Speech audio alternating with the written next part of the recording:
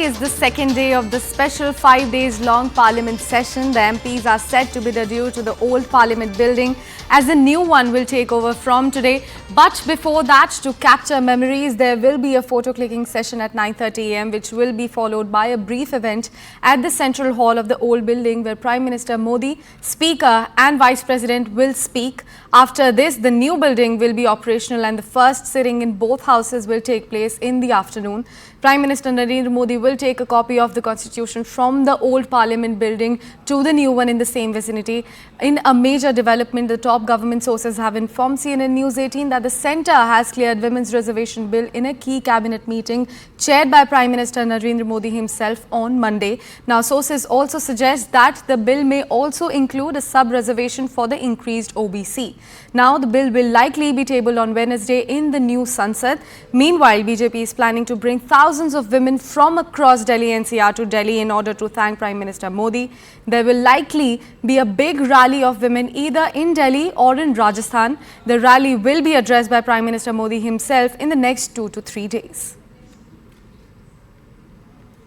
Every TV channel in the nation is saying that Women's Reservation Bill has been approved by the cabinet, but it is unfortunate that such a serious decision, although a very welcoming and a very good decision and good news for the whole of the nation, has not been officially communicated by the cabinet themselves. So we welcome it. BRS has already stated in 2014, not now, that in whichever format Women's Reservation Bill, whenever is introduced in the Lok Sabha, we will support it. And we thank Honorable Narendra Modi ji if this is true, because till now we have not seen anything official. सरकार की तरफ से एक साहसिक और न्यायपूर्ण कदम 33% आरक्षण महिलाओं के लिए महिला सशक्तिकरण की ओर बड़ा कदम है। और प्रधानमंत्री जी ने कहा था कि कुछ ऐसे फैसले होने वाले हैं जो आश्चर्यचकित करेंगे और लोगों को एक सही दिशा की ओर ले जाएंगे। हम इस कदम का स्वागत करते हैं। प्रधानमंत्री जी का विजन अपने आप में एक उदाहरण है। तो मुझे लगता है आने वाला समय हमारी माताओं बहनों के लिए भी अच्छा समय है। हम प्रधानमंत्री जी को धन्यवाद देना चाहते हैं कि इन्होंने एक जबरदस्त फैसला लिया है जिसके अंदर 33% आरक्षण जो है महिलाओं को मिला है।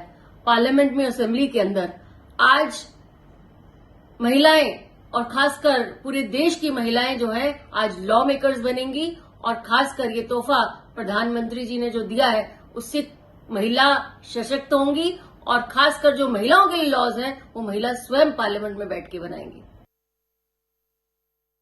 चारों तरफ आज भारतवासियों की उपलब्धि की चर्चा हो रही है और गौरव के साथ हो रही है।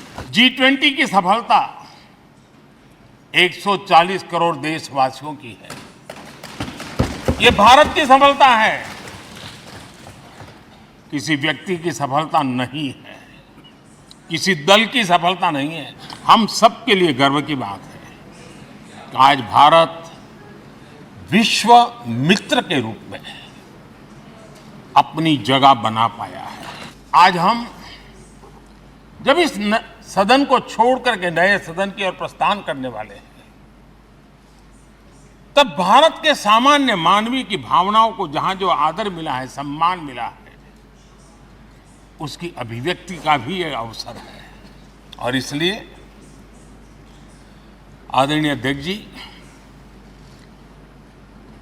मैं पहली बार जब संसद का सदस्य बना और पहली बार एक सांसद के रूप में इस भवन में मैंने प्रवेश किया, तो सहज रूप से मैंने इस संसद भवन के दौर पक्ति पर अपना शीश झुका करके इस लोकतंत्र के मंदिर को श्रद्धा भाव से नमन करते हुए मैंने पैर रखा था। वो पल मेरे लिए भावनाओं से भरी हुई थी। लोकतंत्र का एक सदन आतंकी हमला हुआ, पूरे विश्व में यह आतंकी हमला एक इमारत पर नहीं था, ये मदर ऑफ डेमोक्रेसी एक प्रकार से हमारी जीवात्मा पर यह हमला था।